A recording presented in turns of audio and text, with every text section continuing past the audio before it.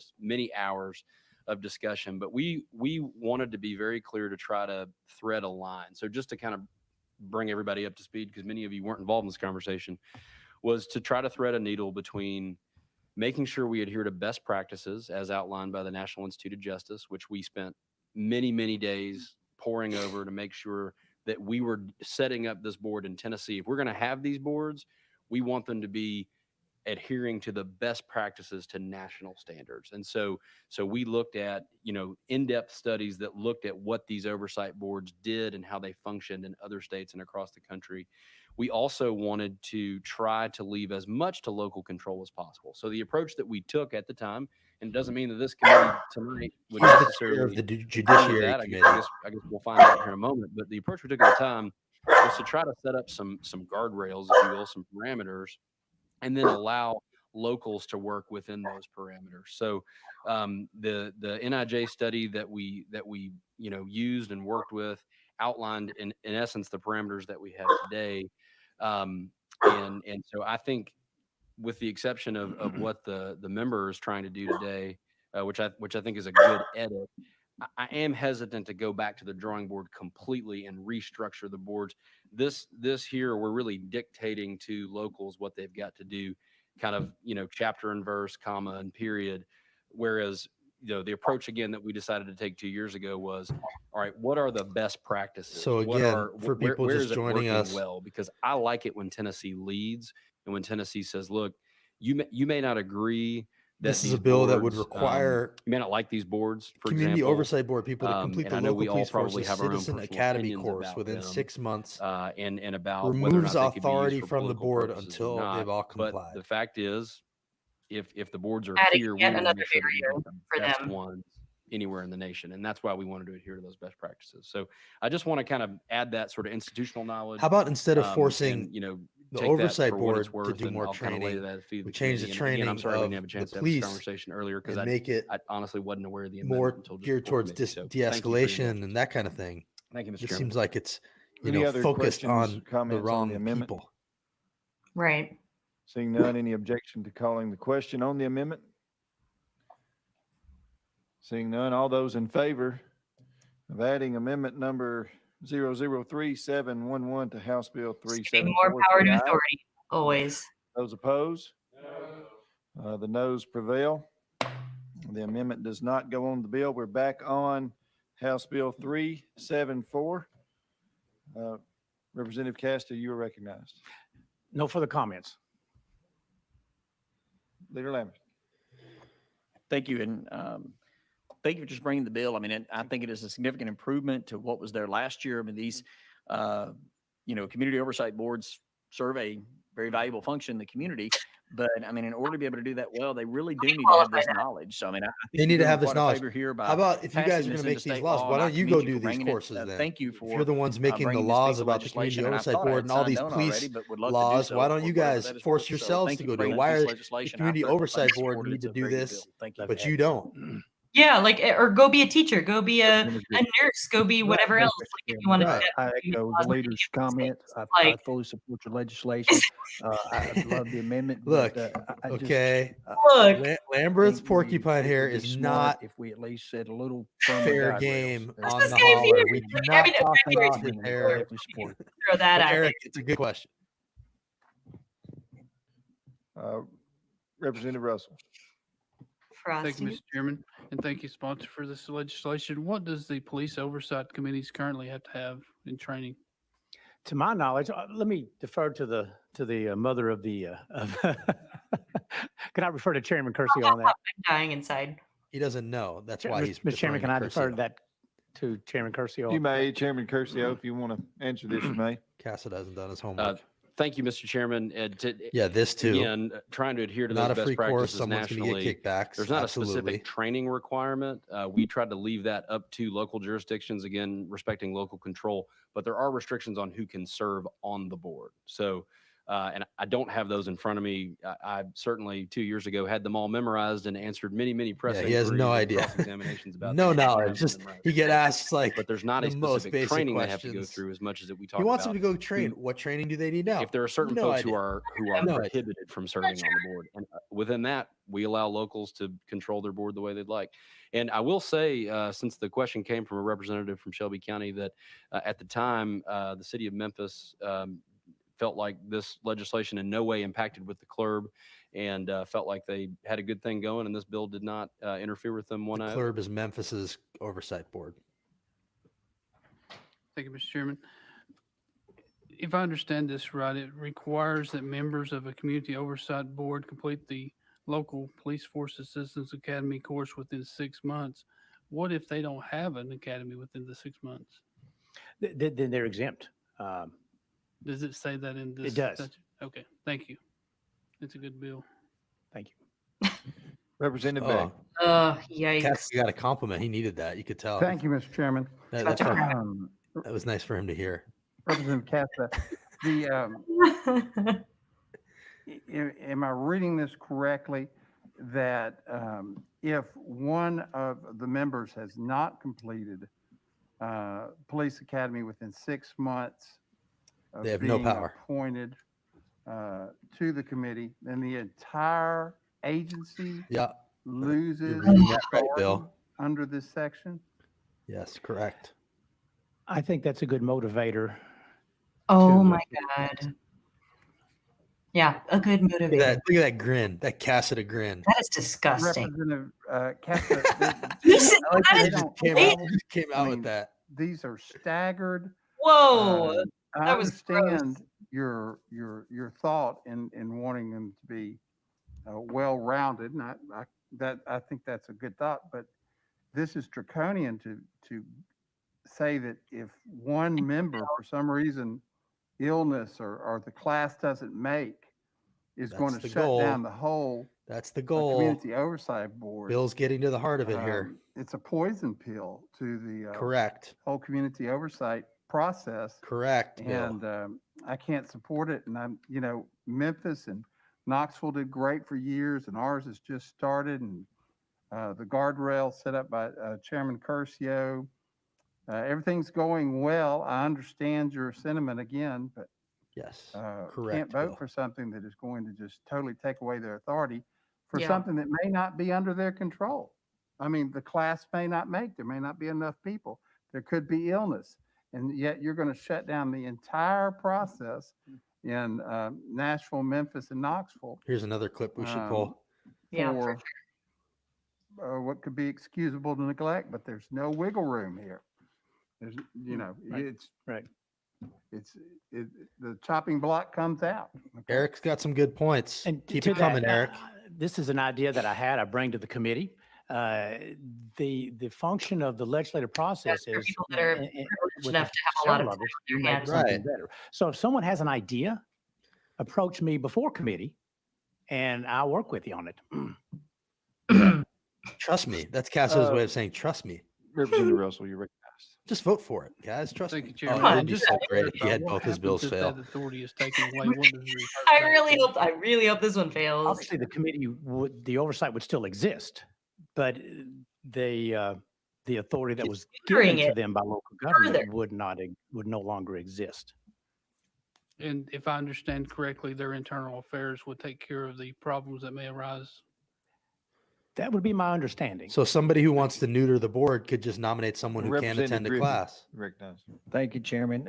And Representative, it seems like that They would sit only be a around thinking of temporary ways to, like, suspension of the authorities, it's not oversight helping authority anybody. to Like the take people any get a votes or little any more action. power and they're like, They nah, could we can't still have this. meet, I guess, review cases. They just couldn't formally vote, have any voting power until that one person or two people complete the course. And then I guess as soon as they complete the course. By the way, I love they that just this come back, "Hey, committee we're going to vote on this thing is we've already they been want reviewing." this is that the same is committee that a right correct now understanding or that's not? That is voting the legislative to force intent the of community this- of oversight this- boards that to take scenario this used out. training course, and they're about to Any do other away with questions for our sponsor? gun permits and actual trainings for having guns.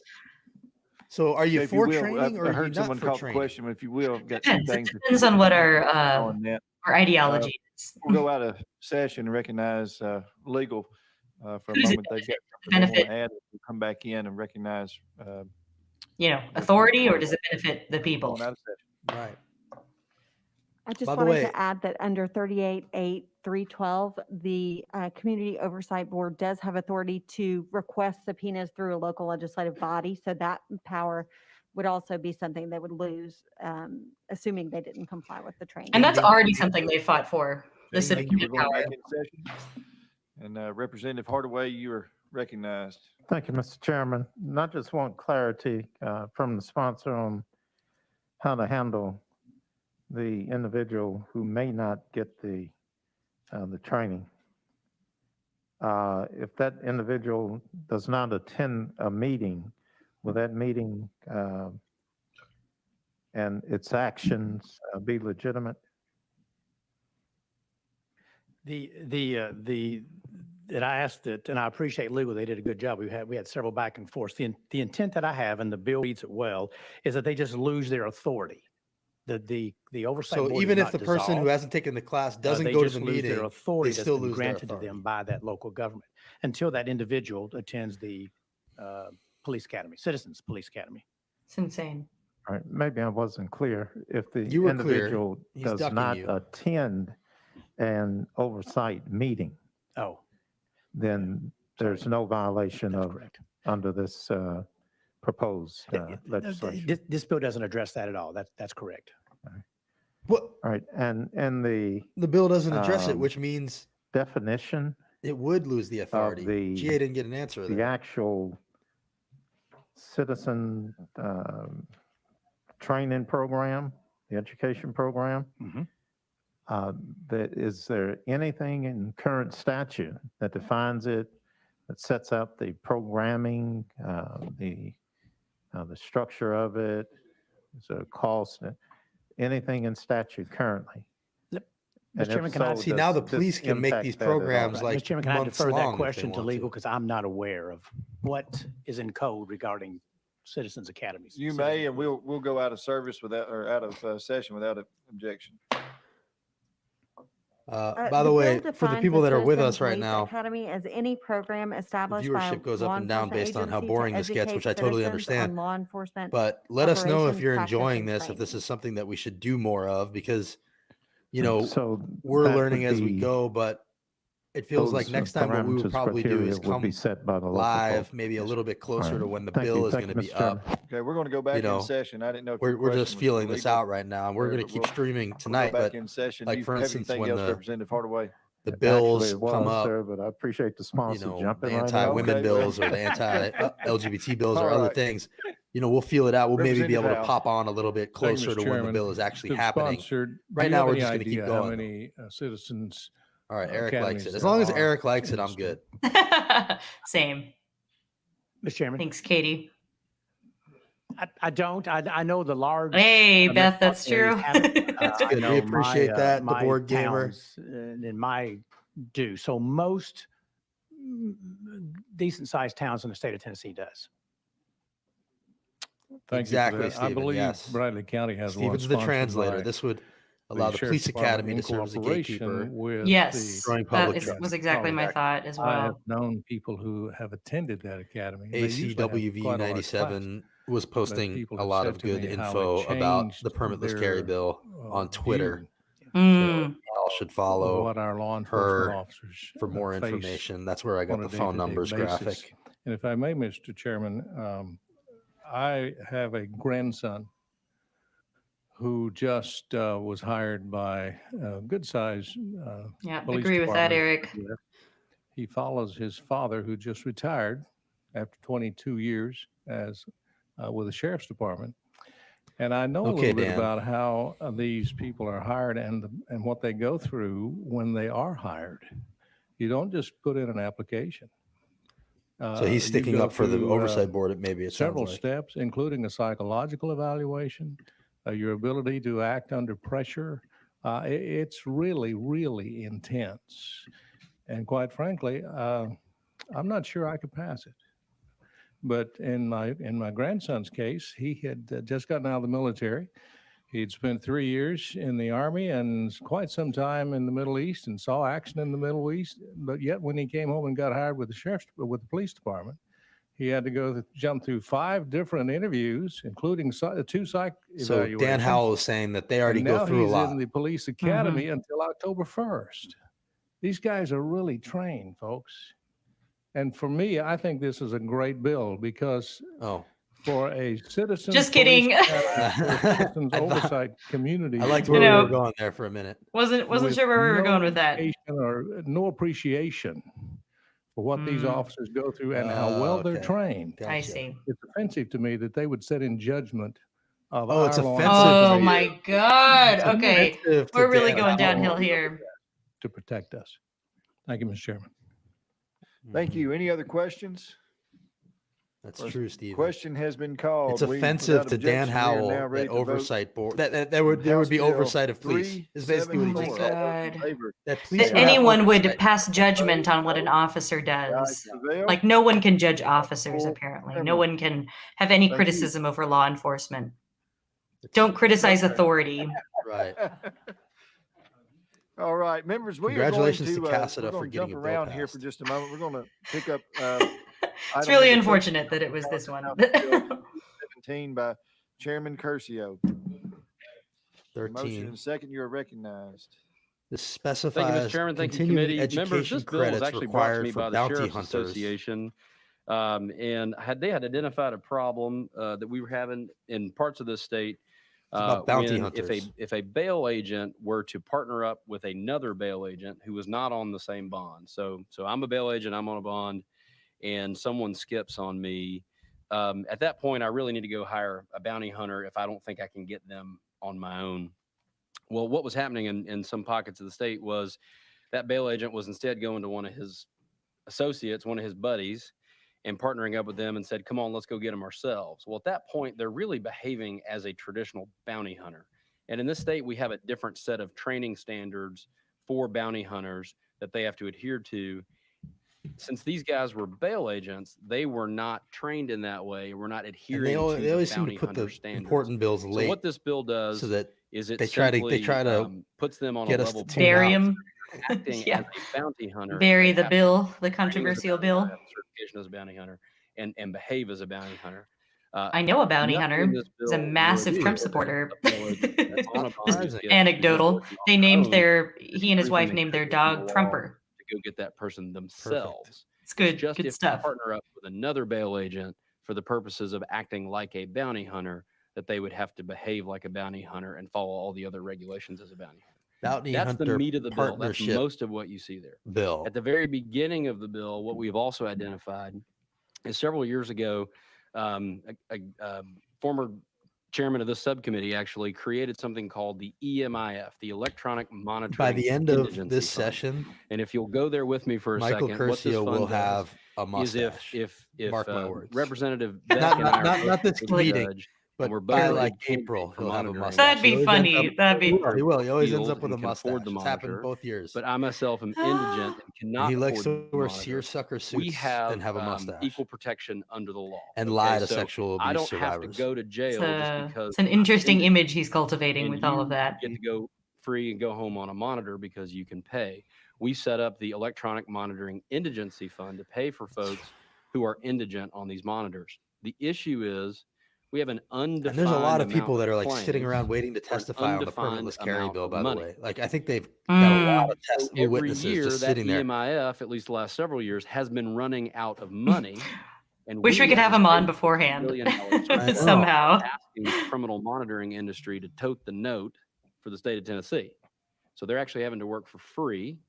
And if they If you go to guys the, are sticking with us through this, judge you're and some ask if true they can turn believers the out there monitor off, in or the not, process. the answer that they're getting, Really if do they're appreciate brave it. enough to ask the question, the answer And, that If they're y'all, happy is yeah. no. If you turn that monitor off, sorry, you're go out ahead. No, no. of orders, and guess where you get to go. If y'all are watching So what this bill with us simply right says now, under let us Section know if 4 you've ever watched one of is if these the just on state your own time EMIF before fund or a Yeah. local political subdivision, for example, Metro Nashville on has the their own legislature website. if they run out of money, which Yeah, they are you guys often do, regular there's a 30-day TN notification Ledge period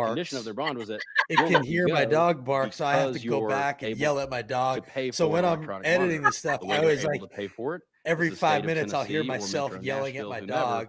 is paying Then I have to that skip $8 back. a day or So whatever. that's how it goes because So of the at way that that we point, record the these things. But judge yes, you're then, right. Not just like making if it they had downloadable is violated in any annoying. And other actually, way, maybe I'll reach out to them and notifies ask the them sheriff, the if they sheriff could goes and fix picks that. them up. The board Okay. gamer The says, bail glad to agent see our is not growth the last involved few years. because Really we're not at appreciate the you saying that. appearance Thank stage you. Thank you. And Eric says it too. So thank you very much. Appreciate Any other that. questions Yeah, for I don't know if this is this is kind of a Thank you, silly Chairman. I question. had a But question here's for your legal, Mexico, if I may, for legal. Are there, What year? instances you is know? Yeah, transdermal because mine doesn't monitoring do that. It required doesn't under depend Tennessee on the mic. law? Like It doesn't pick second, up the mic? third DUI, fourth DUI. Oh, that would be great. any other offenses. Maybe I have it on a that setting are I need to fix. required to It have could be. transdermal Maybe like the monitoring. meeting where you create the aggregate device or whatever. I don't know. Thank you. We'll go out of. It seemed like I was session helping, here for that. some other hauler folks with it. That like if it was an older Mac, not even that old. I'm gonna have to find the citation, but I know there are some I'll look. specific I don't know what alcohol-related year. It's not offenses that where it new. is I mean, it's not that required. old. But Yeah, I think the yeah, I court could order it if 60 they years old. find it's a reasonable condition of bond goodness, and like- it's necessary to ensure appearance. They could order it for any offense. Okay, we'll go back in session unless you have any other questions for legal, Representative Griffey. All right, back in session. Representative. Thank you, Mr. Chairman. My concern is this, that if we've got some statutory provisions that require transdermal monitoring, it seems like that according to this language. If I have a NVIDIA they're running graphics out of card, money, the NVIDIA broadcaster the app might help. Okay, I monitoring might look at company, it. I bail have bondsman, heard of will NVIDIA. I notify don't the know if I court, have it, but I'll look for but it. there's no requirement you. that the defendant come back into court unless the judge issues another order. There was another one that I to had called locate the defendant, that gets to Soundflower, him at his address. yeah. where he's supposed and to I be, used and it, come into and court and see then what other arrangements may have to be made. my microphone wouldn't I'm work, concerned, and I could never I fix it. saw recently in the Really? news that Yeah, I couldn't figure Rutherford out how to fix County's it. Like I was just trying to throw removed things this out. case and everybody ROR. So with no- eventually, I no finally got it bonds working posted again. or But whatever. Soundflower really messed with me. That might be appropriate for some defendants, but my experience has been I don't know if you can call it a program. I don't generally even know. not an appropriate response, a broad brush response to everybody that comes through general sessions court or circuit court, at least where I'm from. And my concern is that if Griffey's we bill don't was have some recently, provision that requires the defendant to he appear wanted in to court, if the money's out tax and there was a money statutory that requirement for immigrants send monitoring, out of the that country we're going to create more problems for and ourselves. use that to pay I did have teachers. one So he other basically wanted question or like concern was on, tax immigrants Section to pay 5. teachers instead of just paying teachers. with When you the- literally have so much money to Yeah, pay $3 teachers. billion in making, the rainy making day fund. representations that they're a member of a law enforcement organization or wearing law enforcement insignia or uniforms and so forth. Is that a problem that currently exists in Tennessee? I've that been we listening to need this to bill address? for a half hour now. I And don't I'm know what. kinda I don't wondering understand whether, it. Steven, what's going on here, if you Steven? allow I know I've bail kind of lost bounty focus. hunters It's a wearing bounty insignia law hunter enforcement, bill I that kind of wonder if we Curcio really might cares get about, a better benefit, which because by I think definition means defendants that who I are don't already care about it. failed to show up for court, if they think they're dealing with a law enforcement officer, they might be Let's less see. likely to flee or engage in violent behavior with the law enforcement officers. They 13. think it's just a bail bondsman. They might take their risk and try to get in a scuffle and get Education away and flee. credits. I just kind of whether we might have unintended consequences. It's for amazing that. how So thank focused you, they are on Mr. Chairman. training. Thank you, sponsor. And their Thank you, main piece of Chairman legislation Curcio. is to Thank do you, away Mr. Chairman, with and permits. thank you, Representative Griffey. I know we had talked about this earlier, and I'm glad we're getting this It on the sure record. is, Eric. This section Yeah, 5 it's crazy when you like look mirrors at budget. what the bounty hunters have It to really do shows you currently. what was it? So- It's a line by MLK, like But a the budget. things that are not underfunded Bounty are. hunter cannot Sorry, go ahead. impersonate an officer. I was just This saying that, bill- like, I think this is, I'm pretty sure this is an MLK, kind of Bill paraphrase, but, another budgets are bill, older a- documents essentially, like it shows what your priorities are. what we're doing is Yeah. we're Yes. leveling that Right. playing Right. field so that All no meant one to can Quote pass that down. I always like is So right now, a bounty hunter can't do that. Don't and tell a, us. And a bail agent can't do that. And so this is Don't this is tell sort us of a what your new priorities third are. leg of the Show stool, us if you will, is your when budget, bail and we'll agents tell are you what teaming up your and priorities acting are. like bounty hunters. Right. They have Yeah. to follow the same I mean, rules that's and the whole regulations bounty hunters. mindset This is not a behind change in hunt, current code. It's you know. actually a Right. So mirror police of always funded, military always Thank you, funded, Representative Hardaway. teachers education not so much. Thank you, Mr. Chairman. Care, Um, housing. To the sponsor, I want to understand a couple of things. One is on the bounty hunters,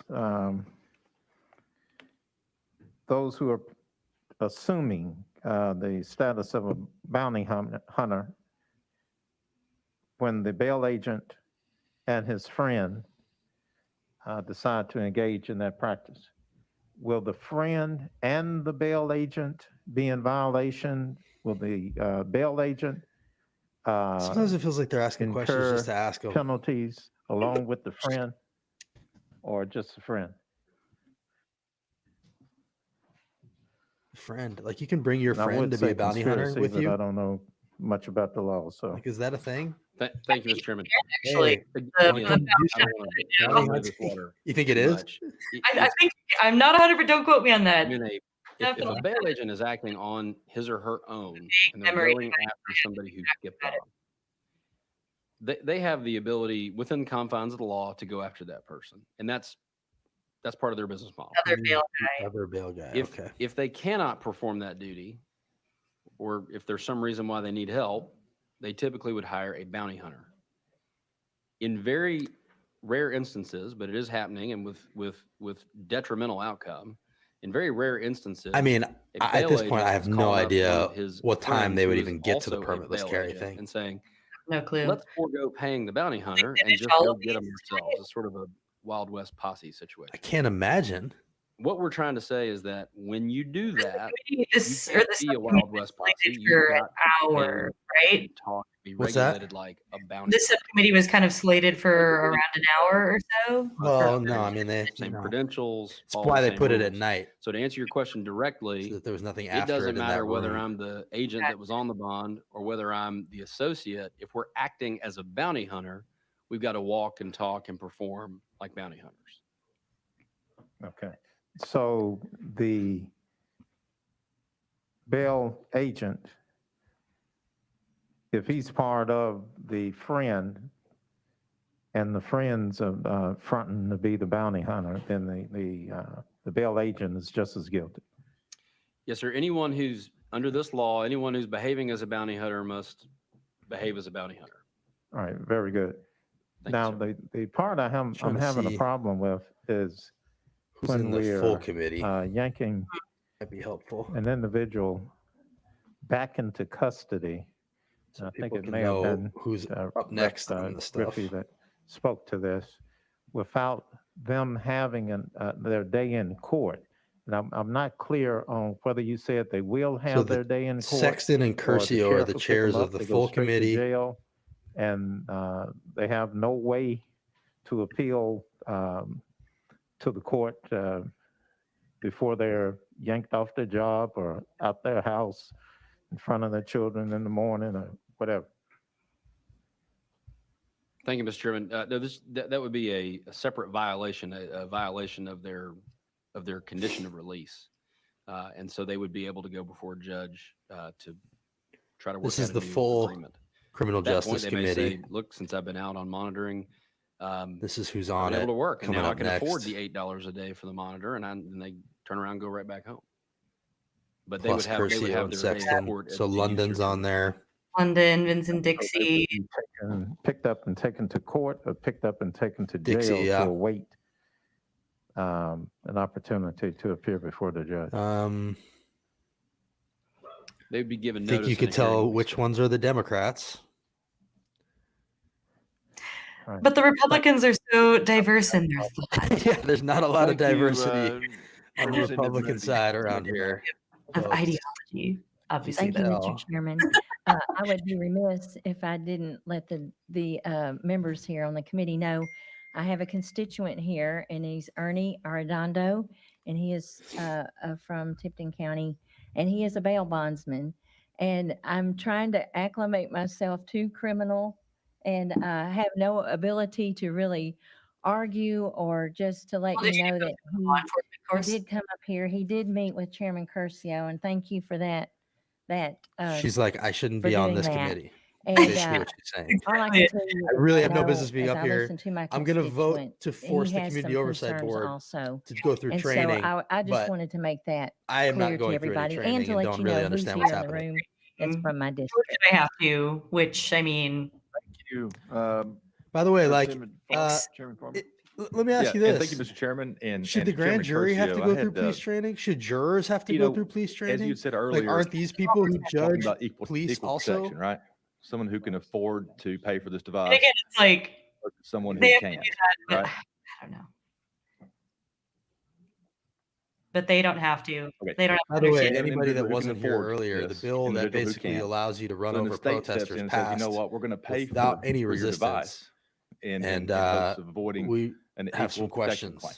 about that. Now, questions. Once I the mean, state even if you runs just out of do a money cursory and Google they search can't afford to on pay this to us, are we cops not back beating in that protesters same with cars from over the summer, circumstance? you'll get thousands of videos. Yeah, I mean, it's a green light for with an equal protection claim?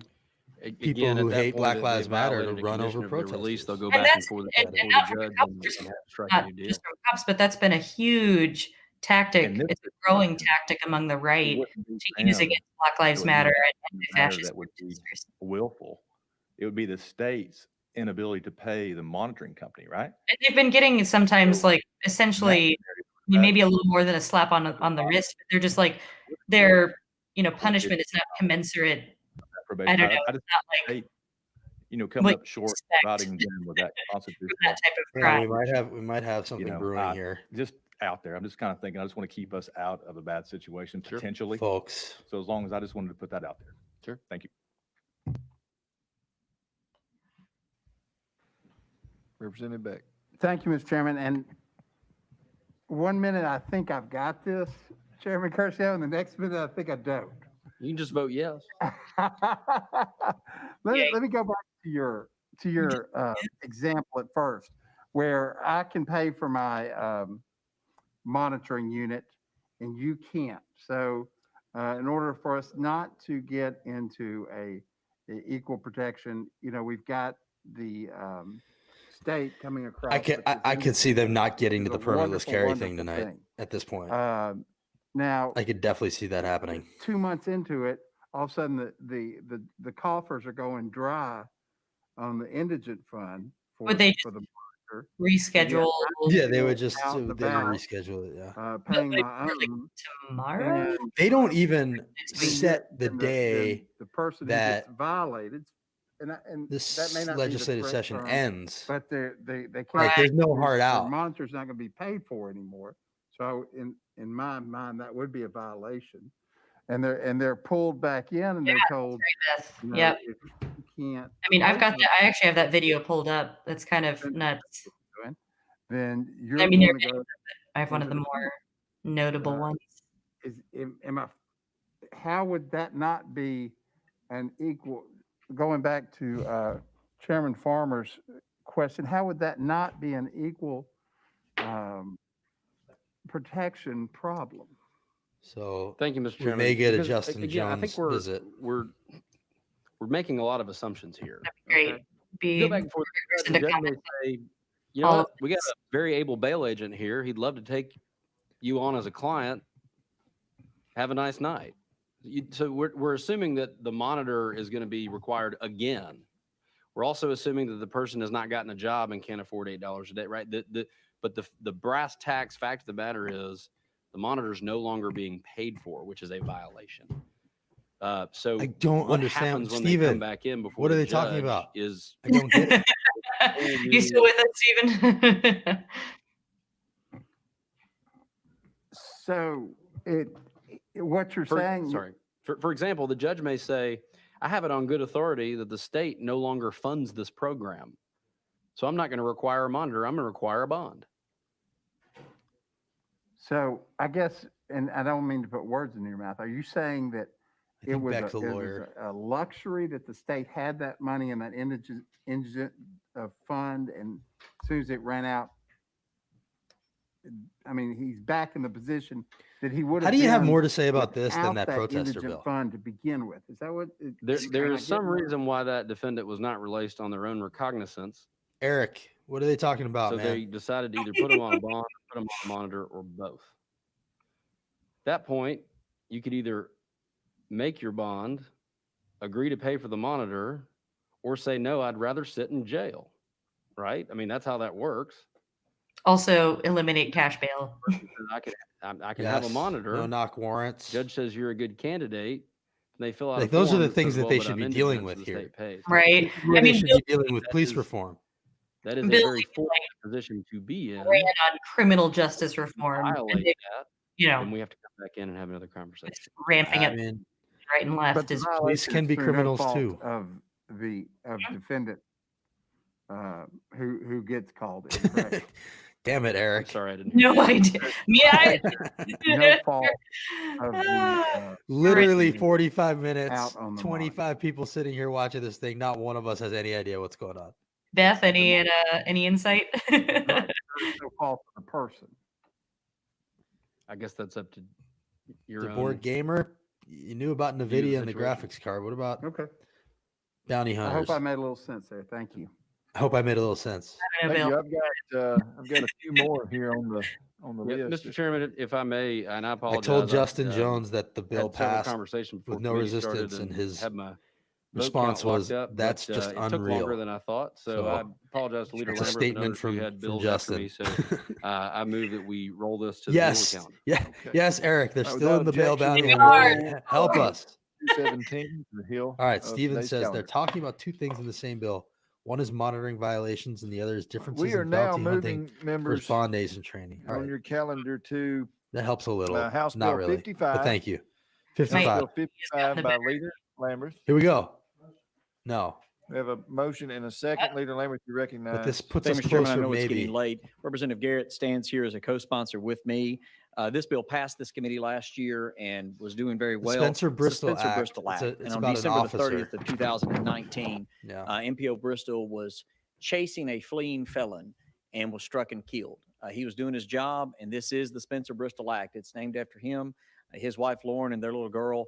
It means a lot to them that this bill is named after him. And what this would do would increase the penalty if an officer is pursuing a fleeing felon, a fleeing subject, and they are killed due to that evasion. That's what the bill does. I stand ready for questions, Mr. Chairman. Thank you. Any questions for the sponsor? Question has been called without objection. We are now voting on House Bill. Permitless carry bill might be next. Full criminal. All those in favor say aye. Aye. Those opposed, Depends no. you could possibly think The of. ayes have it. Move on to full criminal. Thank you, sir. Thank you, Mr. Chairman, members This of the might committee. be it now. Okay, now we are going back to House Bill, No. item number 19, House Bill 786 on your calendar. Oh wait, by Is this Leader it? Lambert. I think that might be it if I get the We have a number right. motion and a Yes, second. this is it. Leader Lambert, you are Okay, this is recognized. permitless carry. Thank you, Mr. Chairman. And Mr. Chairman, would you prefer, I know this may be a relatively lengthy bill, would you prefer I present from the podium or go back to my seat? If you don't mind, present where you are there, and we're going to have, this is where we're going to have some testimony here in just a few minutes. So if you'll Yeah. give an introduction, then without objection, we'll go out of session and hear from our guest. Yes, sir. And I know it's getting late, so I will keep this brief. This bill is very simple. There are two amendments. We can potentially take those up after the testimony. Mr. Chairman, I'm perfectly fine with that because I know these folks have waited a long time. But the two amendments, just so the members could be looking at it, are Amendment Code 3738 and 3979. And 3738 merely cleans up the first portion of this bill and makes this a very simple bill. We are taking a misdemeanor offense off of the books for law-abiding Tennesseans, law-abiding gun owners that lawfully can possess that gun and are lawfully where they're supposed to be. They have to be 21 and up.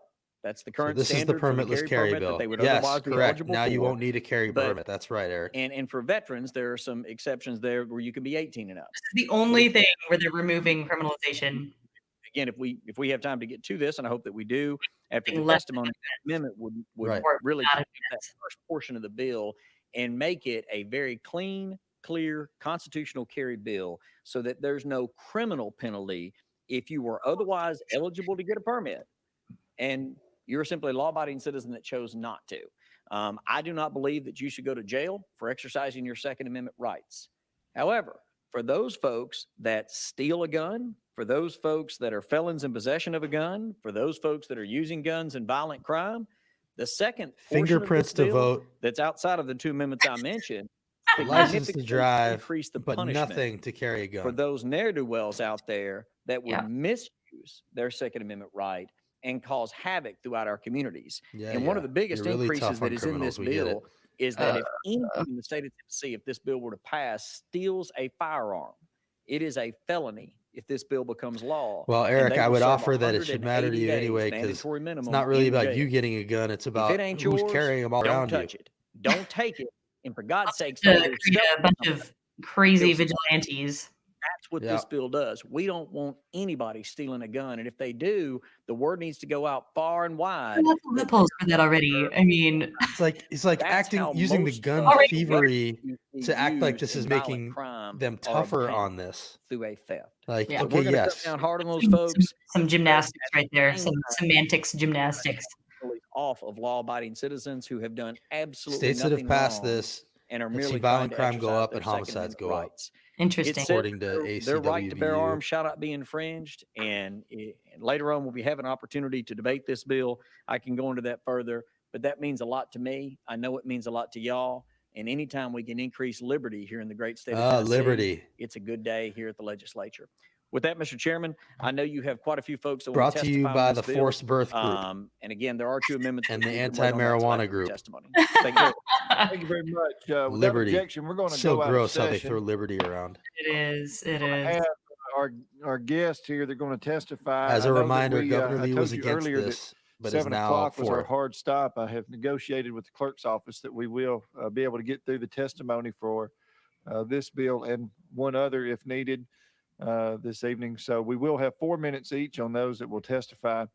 And so the first that we have on our list is with the Tennessee Sheriff's Association. Tennessee if they're in already here, has 5 of the most dangerous Sheriff, 65 cities in the I see them country. coming in. That's a Law- crazy statistic. Law If you would, enforcement is sir, please against come this. up to the desk here. There's a microphone. You will introduce yourself, who you represent, yes, sir, and then you'll have 4 minutes to go over your testimony.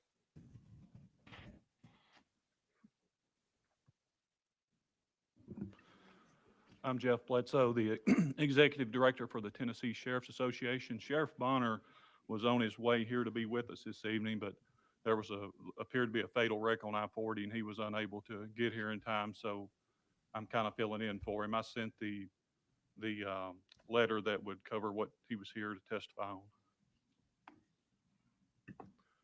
Okay, ladies and gentlemen, thank you for this opportunity.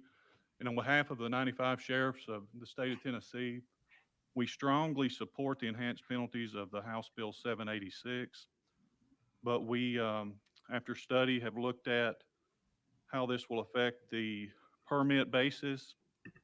And we have looked at the process that's been in effect for the last 25 years. And it will not allow us to determine whether you can lawfully carry or whether you're carrying unlawfully. We cannot use the criminal history records to determine if you're encountered by law enforcement to know if you're not allowed to possess that. We don't have access to the records for, say, if it's a domestic violence case or you're rendered as having mental health issues or a disability under the mental health guidelines. We would not be able to know that on the side of the road or at someone's residence or anywhere out in the public that we're encountering someone that is armed. And we strongly support Second Amendment rights and those basic values. But we've been on record since last year of some requirements that we'd asked for it to be in place for this. And that's to maintain a method for us to verify that it's a lawful carry, whether it's changed worded as a permit or not, and to have implied consent that if you're carrying, we can verify that you're lawful. Retain training required to be concealed. Eric, and to give open carry exemption is to allowed. an agency that offers that training. And that pretty well covers the letter that I shared with each of you. Thank you very much. Are there any questions Sheriff's for Association. our guest here? Law enforcement is against this bill. This is Jeff Representative Bledsoe Beck. from the Sheriff's Association. Thank you, Mr. Chairman. I was interested in your testimony. Thank you for being here, by the way. But if you approach somebody and this was the law, you would have no idea if they had a mental health issue? Are they lost their right to carry because of mental health issues? Under the current process, that is determined upon when a person is Julie. issued a permit. And if that permit is changed where there's no permit in Tennessee, that would not catch that. We would not know that on that encounter. Eric, it's actually open carry is legal So in most states. It's Our more than officers you will be think. put in danger of confronting somebody with a mental health defect or someone who cannot buy a weapon for a mental health defect, but you, the officer on the scene would not know that. Is that correct? Yes, sir. We wouldn't know if they can lawfully carry, and we wouldn't know whether they're a threat or not at that time. But the deciding factor would be that if they aren't lawfully carrying, we can seize that weapon and take it, and know from what we currently have that they cannot possess it due to that they do not meet the requirements of verification. And it's important to point out that thousands of And is people that get the rejected same with for their you permits each year. testified as So like to there are people who if want there guns was a that shouldn't have domestic them. situation? Can Right. you tell me?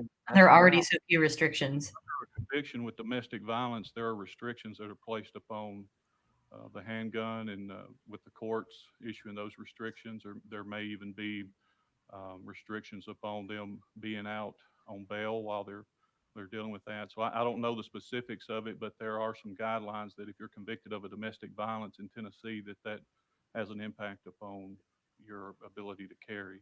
That's my understanding, sir. So if this bill passes, we're putting our men and women on the front lines in danger of walking up to these people and having no idea if they can possess a gun or not. Is that, am I hearing that correctly?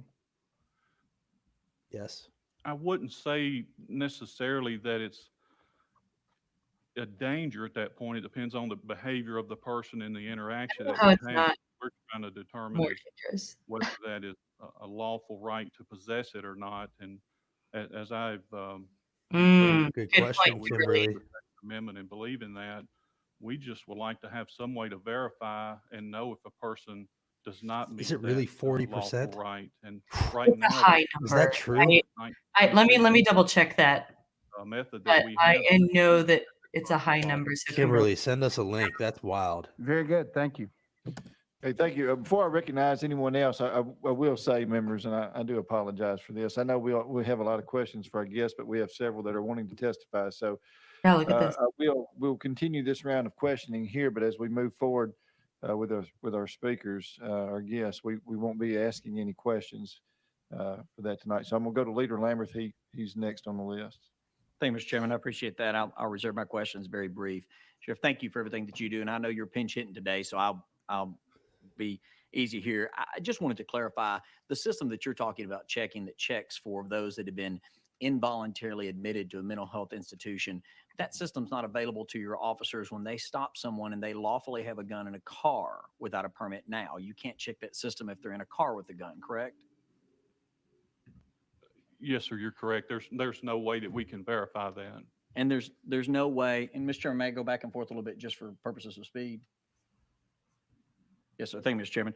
And there's no way when you go into a home and you're investigating an incident and they have a gun in their home and they don't have a permit, you actually can't check that system if you're coming into contact with someone in a home, right? Correct. And in fact, if you go into That's a a boat, good number, or Katie. if you come into contact Thank with somebody you. on a motorcycle or somebody that's lawfully in their business, I mean, none of those places, they're required to have a permit now, and you can't check that system now in any of those locations, correct? Correct. On the mental health side, sir? Yes, sir. Yes, sir, in the mental health.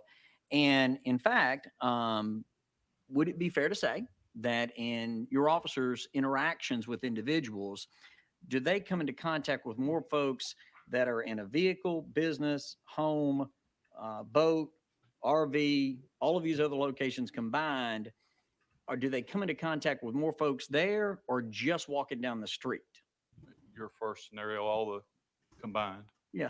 And again, fair to say this bill here, and I know you've probably seen the amendments, just deals with those individuals that are outside of the areas I've described, like boat, business. I mean, car, none of this RV, means that this home, is a step that in the type of right stuff. direction. We're just talking about folks that are going in between those particular areas or just walking down the street. Is that fair enough? Yes, it's but not it like the depends permit on our process is reason for that stringent, you encounter, know? what law enforcement Right. investigation we're conducting. And Out of there's all the nothing processes to make that less determines that difficult. they develop a mental health issue after they've gotten that permit, other than the Department of Safety revoking that permit because somebody's made them aware of the fact somebody was involuntarily committed. There's no way for you to be able to check that Exactly. if somebody, after they got their permit, He's like, the system's not good. Let's developed a make it mental health worse. issue other than regular investigation. Is that fair? That's my understanding. Yes, sir. All right, and kind of last question here. domestic violence, I mean, you're prohibited from having a gun, period, after being convicted Criminal of domestic carry. violence. That's good, Stephen. Doesn't matter if you have a permit or not, you're simply That's what we prohibited should from start having calling a it. gun, buying a gun, possessing a gun. Fair? Yes, sir. All right, thank you. And that's already in the code and nothing in this bill changes that, right? Lambert Not gets that so I'm aware excited of. when We he thinks just he has a can only good point. verify It's that kind of with the adorable. Adorable is the word for it. I also found some other information on this statistic. And if somebody's Yes, convicted of Teresa. domestic assault, Sorry, that go would ahead. be on their criminal history. I was correct? just going to say that there's some different studies that kind of range for the statistics of cops and domestic violence. It can be as high as 40%, according to the study that was cited in our comments. But regardless, it's My question was, you know, though, it some would of be them high. are a little bit lower than that. But there are but all of them say that it's like higher than the general population. And Gotcha. there's like an article in the Atlantic that it's like Thank you, Chairman. I'll be Really, brief. it's like Chair two- Bledsoe, thank you. it's like- Thank you for your service to the safety of all Tennesseans. And I know remember, every it's member like of this committee is concerned two about or officer four safety. ti- more it's than like 2 to 4 times issue higher this. than the uh, general population, I think. Let me double check. Gotcha. this It's bill. higher. That's the main point. My It's higher question than is this. regular. It is. There are, It's I believe, ridiculously 18 high. other Like states it's that have comparatively, constitutional carry it's now. unacceptable. It's my understanding, a number of those states have had constitutional carry for a number of years now. And is it still your understanding, at least it's my understanding, that we tend to see a lot of gun violence and gun crime in some of those states with the most restrictive gun laws, such as Chicago, Illinois, New York, California, LA, and so forth. It's because Has we the don't Tennessee have Sheriff's restrictive gun Association laws had any everywhere. communication with any of these jurisdictions where constitutional carry has been enacted to talk with those Stronger gun organizations where laws they've work. So experienced what Griffey is significant saying problems is after wrong. the passage of constitutional carry? Thank you, Mr. Chairman. I have not, sir. I haven't talked to any of my colleagues across the states. I've just done some research online and what variables have had an impact on it. Thank you, Representative Hardaway. Thank you, Mr. Chairman. Good evening to you, sir. Good evening.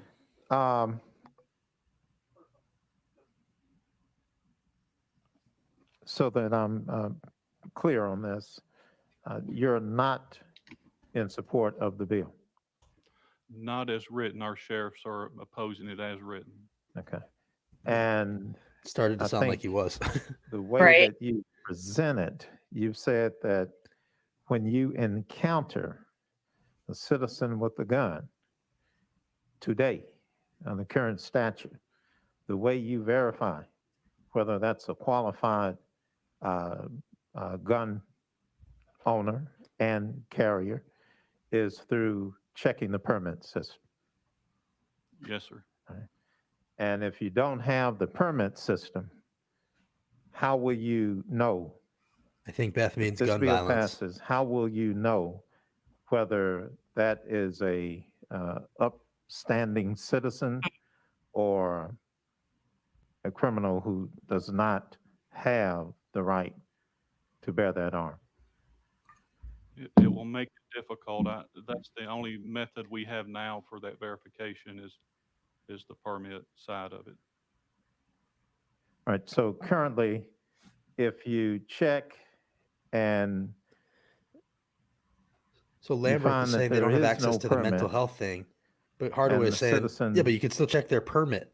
is unlawfully carrying the weapon, then you are forewarned Wow. and you're able to We don't need conduct more guns the in more relationship places between with less the law enforcement restrictions. That is officer not and what we need. the citizen. You're able to conduct your business as if you have someone who has violated the law and you have identified them as such.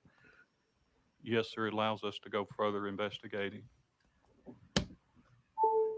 If I'm a criminal and have a weapon on me, and you ask me that if this bill passes, and you ask me if I should, if I'm qualified to carry that weapon, and I say, yes, I am, what further investigation can you do at that point?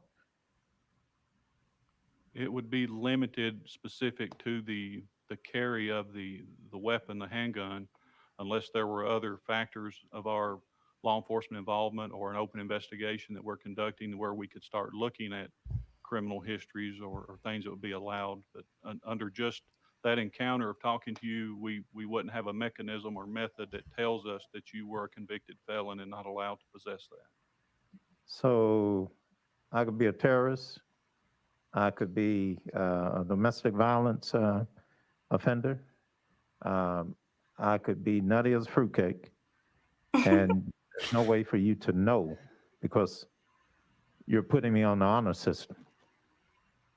Correct, unless I've dealt with you before or know you through other encounters. You're correct, sir. It's crazy. Thank you. Thank Yes, you, Mr. sir. Chairman. Thank you, Representative Russell. Thank you, Mr. Chairman, and thank you for being here today. How do you currently determine if a person can lawfully carry a weapon? We use the state's permit system, which just verifies that they've checked all of the requirements of the statute and lets us know that they haven't had a disqualifier or something that would prevent them from possessing that and carrying it publicly. And when you check that, could you walk us step by step? Do you call it in on radio or phone, or how do you check that permit to make sure it's valid? Normally, we're out in the field, and that would use either the radio or phone through our dispatch centers, and that permit is attached through the state records and identified through the driver's license, whether or not they're a valid permit holder. So you would, your deputies would contact a dispatch center, and the dispatch center would either run a number or name or somehow or another determine if that handgun permit is valid. Yes, sir. And I know this don't affect handguns, but this will go back to where I'm going with this. So how does your deputies check an order of protection if they answer a domestic call? That is also a record that comes from the court that issues that protective order, and it goes to our dispatch center, and it's logged in through the database, and it allows us to know, or anyone else, that if they're out of state, it would even access the national system to say that that protective order's active. And is that through TCI? It's like they're trying to figure out if the permits do anything, and yes, they do. I know we You enter know? our data through TCIC, but Like I if haven't been 5,000 hands-on people with get that in so rejected, many then they're years, but obviously doing we something. have the ability that it's run, you know, Like, we why as did a those people get region rejected? Right. in other states, so I'd assume it has the national tie. And if you came across an individual with a gun and you had probable cause to believe that they shouldn't be carrying that weapon, could you run them through the TCIC to determine if they've had that privilege revoked?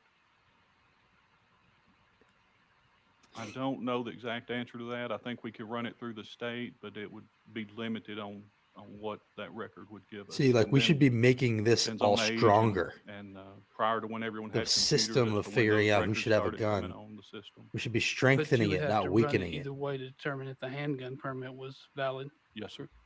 And so if there's a way to contact dispatch for a handgun permit, there should be a way to contact dispatch for probable cause to determine if somebody's permit or rights have been revoked. At this point, we don't have that system to tell us that it would be unlawful. We just go by who's lawfully carrying. I'm not sure I understood the question. So I guess let me rephrase that. So if you had an individual that you thought that might be This carrying guy a seems weapon like he might be illegally, against it. if this bill passes into law and you think that that right that they have has been revoked, I'll be curious to could see you how not call their name into dispatch with their birthday and check and see if that's been revoked? If the permit was revoked, is that what you're asking? No, if this bill passes into law, I'm sorry, I didn't make it clear. If this bill passes into law and we have a constitutional carry in Tennessee, and you see an individual carrying a weapon, and you think that person is carrying that weapon illegally, maybe they had an order of protection or something against them, could you not take their name and birthday and call that in just like you would if you entered a domestic call? We can check the local state system, but it would be just confined to Tennessee is my understanding. I would rather See, yield that why? question to the next testimony from the state. Okay, thank you. Yes, sir. All right, thank you. Next on my list is Vice Chairman Sexton. Thank you, Chairman. I want to quote the Second Amendment to you in case that we forget this. It says, "A well-regulated militia being necessary to the security of a free state. The the right of the people to keep and bear arms shall not be infringed upon. So you are saying, and I appreciate all that our sheriffs do, but you're saying as a law enforcement agent that you want to infringe upon our rights by forcing us to go get a permit and pay for that when our Second Amendment says that we have the right and it shall not be infringed upon. Is that what you're saying? No, sir. What are you saying? I'm saying we still need to, with this bill, look for a method that lets us know whether that person is unlawfully carrying. So you're wanting to override the Second Amendment that says that it shall not be infringed upon. You're wanting to find out some kind of, you don't know if someone's going to rob a store. You don't know if someone's going to commit murder. There's no way for you to tell what a criminal is going to do, but yet you want to infringe upon the rights of us as a people and our Second Amendment rights to be able to freely have a gun, protect our family. You as a law enforcement officer, you can carry yours everywhere. But as a individual, as a citizen, you're wanting me to have to go and get a certificate. When our forefathers gave us the right to keep and bear arms and said that it shall not be infringed upon. And it said for the security of a free state. And I believe these kinds of laws are what's causing us to lose our freedom in America. And I certainly do not appreciate our law enforcement wanting to take away our guns. And I think that's what that you're trying to do. I wish that you would, and the Sheriff's Association Wow. would back off on this, because you're impeding on the rights of the citizens, the very ones that you say that you are trying to protect. I'm offended by the You're fact muted, that you're Justin. doing this. And I say that you need to back off. You are and let offensive, citizens Jerry. be citizens and carry the rights that we have as Americans. We're losing them every day. And it's time for us to stand up and take them back. What does that even mean? None of that means anything, man. I never thought I would see him be so anti-law enforcement. That was kind of nuts. Enforcement. Thank you for your time. That and coming was to the time for us. fascinating, honestly. That was fascinating. Next on our list, Mr. Ryan. That was gross. Flugar, if you would like to come up, introduce yourself. The Well organization you're with. regulated, You will bro. have 4 minutes for testimony. And just as a reminder, and again, I want to apologize. We are on time That was constraints. intense. There will be no Jerry questions, Sexton just went for after the remainder Tennessee of Sheriff's of our Association guests for this evening. for being against a Thank you, permitless Mr. carry Chairman. bill. Thank you, members. We will pull that clip. My name is Ryan Flugar. I'm the Vice Mr. President. Flugar, would you please turn your mic on? There's a button right there. Thank you. Mr. Chairman, members, my name is Ryan Flugar. I'm Vice President for the National Association for Gun Rights. Yes, that's what he said. The bill as Steven. written that's before us is, I believe, language is derived from the governor. And previously, I've testified against that last year because we didn't believe it went far enough. We didn't believe that it was true constitutional carry. I understand that there are 2 pending amendments. I'm Is not that a familiar with the assault second one, weapon but the pin? first pending amendment, if I may speak to that. Maybe. We believe that takes us in It is. the right step. It's a step in the right direction. And if the bill were to pass as amended with that First Amendment, we would be in support of the bill. However, it's not the cleanest version that we've seen. The cleanest version that we've seen is actually Representative Griffey's bill, which I believe we may hear later today. Our issues with the bill as amended here is that it doesn't guarantee the constitutional carry for individuals who are law-abiding adults age 18 to 20. It does for military personnel, but it doesn't do it for, say, the single mother who wants to protect her kids while she goes out to the grocery store or to a restaurant. We believe that this bill would be much stronger if it included all law-abiding adults. For comparison, there are 18 constitutional carry states now, with Utah and Montana just being added to that list last week. 10 of those set constitutional carry at age 18. Only 8 of them set it at 21. So we think it would be best if it went back down to 18. Second, the bill that is before us uses the term handgun, not firearm. And we believe that that's a limiting factor. It could put law enforcement in the position of having to guess which firearms are considered handgun under state law. And those are the two main objections that we have. That being said, if this bill were to pass as amended with the language that I've seen, that would put Tennessee as the 19th constitutional carry state. It would just be in one of the bottom tiers of that 19. So we would still support the bill, but we think it could be better, and we'd actually prefer Representative Griffey's bill. Okay, thank you. You had a minute left, but if you're through, we'll go ahead and stop there. And so thank you. Next up on our list, we have Mr. Jimmy Music from the Tennessee Bureau of Investigation. If you would. How do they feel about cops state your infringing name, on BLM protesters' rights? Right. And then you'll have 4 minutes. Like, what about what about their right to protest and music? Tennessee Bureau of Investigation. I think I sat here about this time last year in this same room. and people's right to vote, etc. The comments that I have will be generally the same, and I think the sheriff hit on some of those. Obviously, we support the underlying premise of people being able to legally possess and protect themselves with a firearm. The key there for us is to understand and have the ability to make sure they're actually legal. To really do that, and I think some of that was But alluded this to makes earlier, everybody there legal. are That's the point. Places, and I sent an outline to the chairman listing the things that are in the NICS index. So those indices are what is checked when you either attempt to purchase or purchase from a federally licensed firearm dealer, or when you get your carry permit.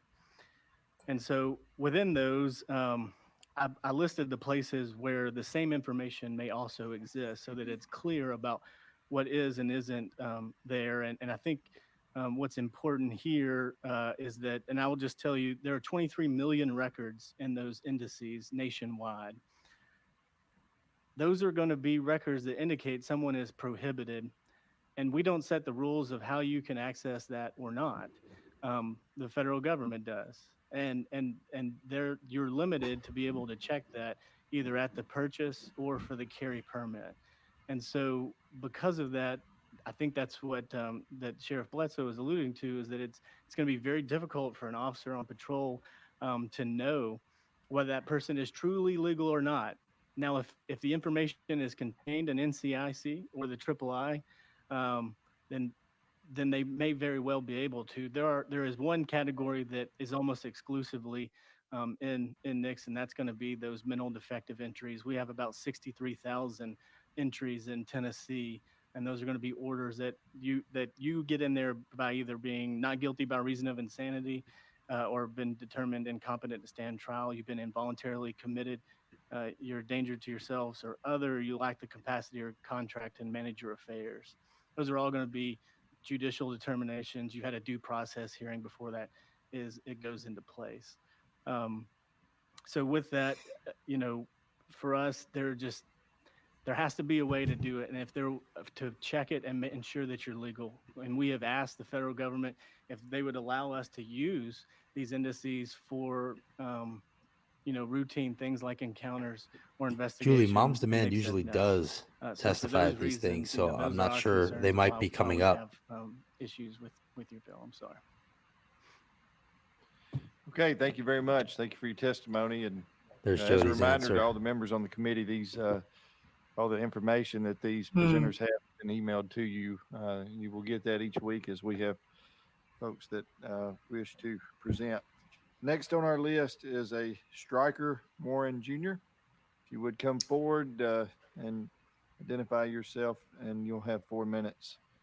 Right, I apologize, y'all. I'm gonna have to hop off. I've got a meeting at 7:30.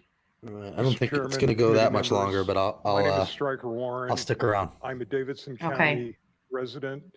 I'm a Republican and I love this state, but I'm here tonight Been good to hanging out with represent y'all. over 100 businessmen and businesswomen in the state who vehemently oppose this bill. It's a Bit of Republican. background. I grew up in rural Northern California, town of 700 that was a logging town.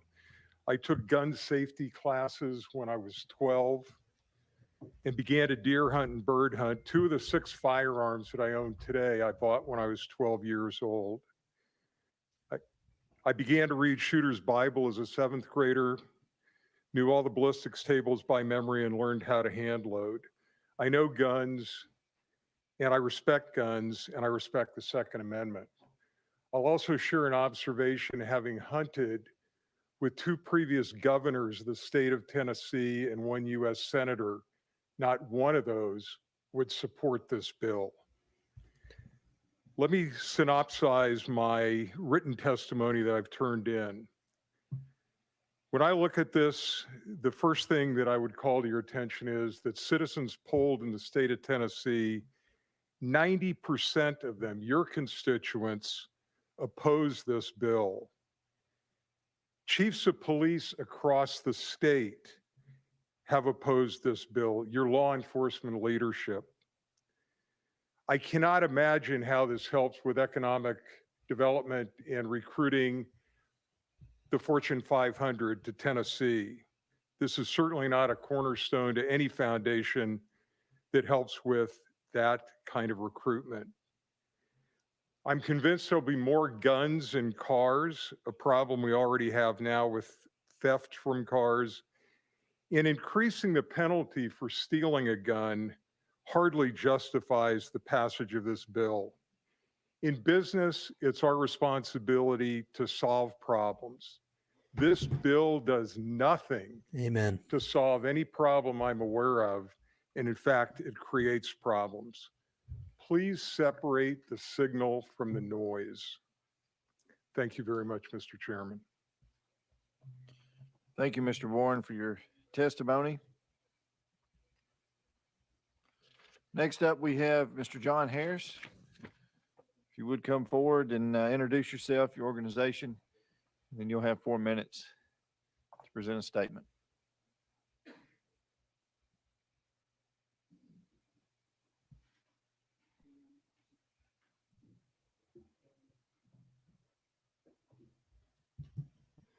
Red light, green light. Thanks for Red hanging in light. there, Okay, y'all. very good. Thank you. Mr. Chairman and members of the committee, I'm John Harris. I'm an attorney in Nashville, Tennessee. Been practicing 36 years. For the last 27 years, I have served in a volunteer capacity as the executive director for the Tennessee Firearms Association. I've been coming to this General Assembly since 1995 on firearms-related legislation. When I first came here, I dealt with Chairman Frank Buck in the judiciary. Some of you may recall him. And he was a great guy. And we had a lot of conversations about the first permitting bills. And in those conversations, we often talked about Vermont-style carry. And that was because the state of Vermont, since it was formed as a state in the 1700s, has had in its constitution that citizens 18 years old and up can carry a firearm, no permits required. It has been a success. But from the 1700s until 1995, it was the only state that had that in its law. Again, it was called Vermont carry. Since 1995 through today, we now have 18 states that have adopted constitutional carry, which is now the more common term to describe permitless carry. It is, in our definition, TFA's definition, a process or a law whereby any legal possessor can carry any legal firearm. That typically would mean 18 years old and up. It would include rifles, shotguns, and pistols, not just handguns. And that's how we classify constitutional carry as a state organization. As indicated by the spokesperson from NAGAR, of the 18 states that have constitutional carry presently, most of them grant that right to 18-year-olds. Tennessee, in fact, has had for the last 7 years a subset of constitutional carry that's found in 3917, 1307, subpart E. You might know it as vehicle transport, but it is pure constitutional carry. Anyone who can legally possess 18 and up can have any firearm they can legally possess in their personal motor vehicle. We've had that for 7 years. It has not been a massive problem in the state of Tennessee for law enforcement, for anyone else. That is what TFA is asking you to bring forward out of this committee this year. true constitutional carry, 18 and up, any legal firearm. That gets us where we needs to be. That puts us in the trend that other states are going. And that's generally what's outlined in the letter that I submitted in writing. We have 5 of the Now, most I would say that 65 it's worth most deadly cities noting in our state. that there's frequently a lot of opposition, as you've already heard tonight, to constitutional carry or permitless carry. But the fact is, of the 18 states that have adopted it, not a single one of them has repealed it. None of them have gone back and said, now we need to put additional burdens, restrictions, or hurdles in front of citizens who want to carry firearms. They have found this to be a success, and I will tell you this, if it was not a success, you would have other speakers, those coming forward on this bill and on Representative Griffey's bill, showing you data, not opinions, but data from other states where it's been a failure. That data doesn't exist. If you pass this law, That you will be doesn't appear to moving be true. Tennessee forward towards constitutional carry and away towards systems where states in the past did States not with tougher gun laws have trust their citizens with fundamental constitutionally protected rights. better data. Thank you for letting me speak to the committee. Every town has the data. Thank you Safe very Tennessee much. Project has the data. Gun control works. Next on our list is Matt Harriman. You would come forward, introduce yourself and your organization. You'll have 4 minutes.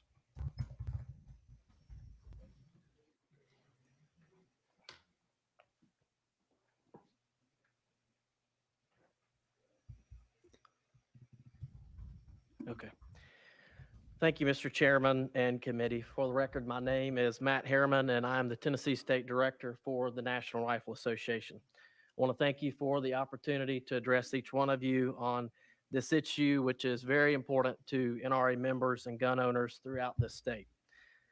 On behalf of our members, I want to publicly thank It sure Governor is, Lee, Amanda. along with Senate and House leadership, for their support of this effort and for including the NRA in this process. This is an effort that the NRA has led the fight on across this country, including the recent successful efforts in Montana and Utah.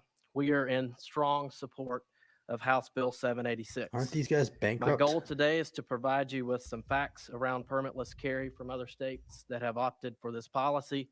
Additionally, I hope to dispel a few of the myths and the misinformation that is circulating around this issue. The first thing is that this is not a new or uncommon policy. Nearly 2/3 of U.S. states allow for permitless open carry, putting Tennessee actually in the minority of states that does not allow for any form of permitless carry. In most of the country, law-abiding citizens can carry a firearm for self-protection purposes without the government's permission and without having to pay a fee. Our current system is set up as a privilege and not a right. Secondly, permitless carry will not allow prohibited persons to carry or buy guns. This legislation does not change prohibited person laws or any law governing the misuse of a firearm. In fact, as Leader Lamberth pointed out in his opening, this bill greatly stiffens the penalties for those criminals who choose to commit crime involving a firearm. Furthermore, it does not affect prohibited places or when force may be used in instances of self-defense. Felons, violent criminals, drug users, and those adjudicated mentally defective still cannot go into a store and purchase a firearm. The third thing is this states enacting this legislation do not devolve into the wild, wild west as some would have you believe. Opponents in every state claim that permitless carry is once enacted, is going to be the end of days and of lawlessness. The claims are simply not true. Just look at the other 18 states that have this policy in place. People still apply for and pay for permits.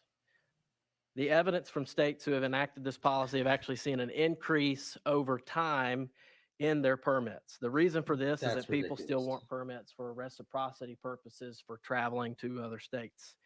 The fifth thing here is Don't worry, they'll still need criminals permits in other already states. carry concealed That's firearms not a good without talking point. regard for the law. This legislation is not for them. It simply puts law-abiding Tennesseans on equal footing. Finally, as I previously mentioned, this legislation contains stiff penalties for those criminals who choose to Yes, what might unlawfully that be, possess Beth? or steal a firearm. I wonder what you're talking These are the about people there. we need to target, not law-abiding citizens of this state. In closing, Mr. Chairman and committee, the Second Amendment is very clear and concise and guarantees the freedom and the Stephen, this right happens a to lot. bear arms. It's time that we get back to a place in this state where we trust the citizens with the rights that have been guaranteed to them through the Second Amendment. Well regulated. With that, I thank you, Mr. Chairman and committee, and ask for the passage of this legislation. Okay, thank you very much on that. Leader Lambert. Thank you, Mr. Chairman. Just really more of a personal order. I wanted to thank Mr. Harriman and the NRA and several of the groups that have testified today for working on this, but specifically for Mr. Harriman. I mean, for the better part of the last year, he's been working on this legislation and working diligently on it. And so, Mr. Harriman, thank you so very much. And thank you to the NRA for standing strong. And thank you for all those that testified today, especially those in favor of the bill. But I wanted to thank you specifically because I know you have put in literally hundreds of hours on this bill and will continue to. And so thank you for your testimony and wanted to say thank you for your friendship. Friendship. Okay, thank you to all those that testified. We're going to go back in session. We're back on House Bill 786. Without objection, I am going to roll this to the heel of today's calendar. Without objection, this will be rolled. Oh, wait. Leader Lambert. Mr. Chairman, no objection. Would it be rolled? I know there's another bill on the calendar today that is a very similar topic, and it's by another member. Would it be rolled merely just so that member's bill could be presented as well? That is correct. We're Okay. about to take that member's bill up as well. And Mr. Chairman, I was able to present mine. I will make sure he's able to present his. Yes. I'm perfectly fine with that, but at some point, I hope we do vote on this, but I want to make sure his is presented as well. Thank you, Mr. Chairman. Sorry. Okay. Thank you. Without objection, we're going to roll this to the heel of today's calendar. Next item that we're going to take up is item number 23, House Bill 0018 by Julie. Representative Griffey. We'll need a motion and a second on that. Properly motion and second. Representative Griffey, you're recognized. If you will, give an introduction of your bill, and then we'll go out of session for those that want to speak on behalf of that. Thank you very much, Mr. Chairman, members of the committee. House Bill 18 is constitutional carry. It essentially applies for all firearms and individuals who are 18, who are legally can possess a firearm, 18 years or age or Two older in the constitutional state of carry bills. Tennessee. I'm happy to answer any questions. And I want to again thank Leader Lambert for his kindness for letting me present mine, and we'll roll it to the heel and pick it up next week. And I also want to thank all the speakers in this committee for listening carefully and considering what I think is an important legislation for the General Assembly this year. All right. Thank you, Representative Griffey. We'll go out of session. We'll have Mr. Ryan Flugar come back up. He wants to speak and has graciously agreed to 2 minutes for us here. If you will, again, just introduce yourself and who you're with, and then you may proceed.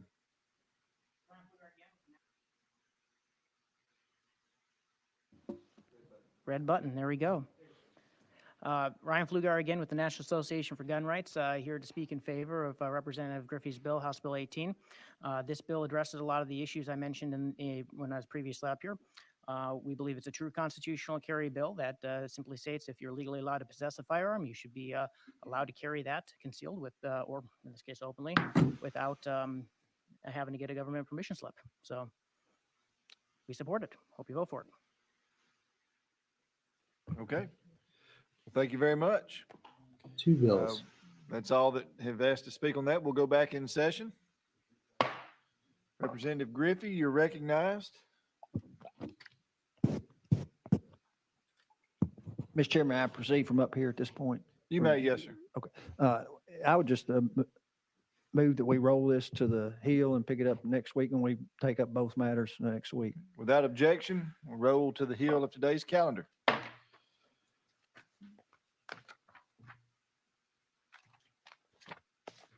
So it looks like they're probably not going to be voting on either of these today. Members, we have overshot our time here by quite a bit, and I want to apologize to each and every one of you. I know I told you we'd be out by 7, But we will here in a moment entertain a motion to adjourn. Representative Hardaway, you have a question. Yeah, Mr. Chairman, I've got a bill that, for the sake of scheduling with the family, that's. All right, so folks, they're not going to be voting tonight on this, so we're going to go ahead and sign off. I hope you enjoyed this broadcast. We're going to try to do more of this. We might try to figure out a way to not have to stream for 3 hours to focus on 15 minutes worth of voting or legislation. So we're going to try to do more of this. I hope the people that stuck with us liked it. Roll to the heel means it's roll to the heel. I think it's roll to the heel, meaning like the back of the calendar. So they put it at the back of the calendar. But, we'll do more of this. We want to do more of this. This was sort of an experiment. It seemed to go well. The people that stuck with us really do appreciate it. There will be a lot more opportunities to do this because there's so much ugly legislation. And so we will post that we're doing it. Keep an eye out, follow the holler so that you can see when we're going to do this stuff. Spread the word if you would, and follow all of the other hollers. And we really appreciate it. It doesn't look like I'm just making sure that we don't miss. I don't want you guys to miss it. Hang on.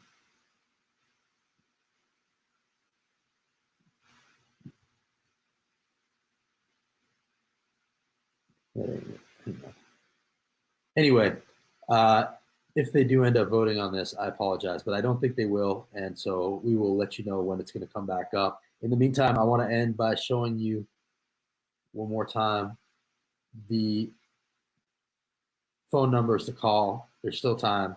Call these people. Let them know how you feel about the permitless carry bill. And we will see you tomorrow.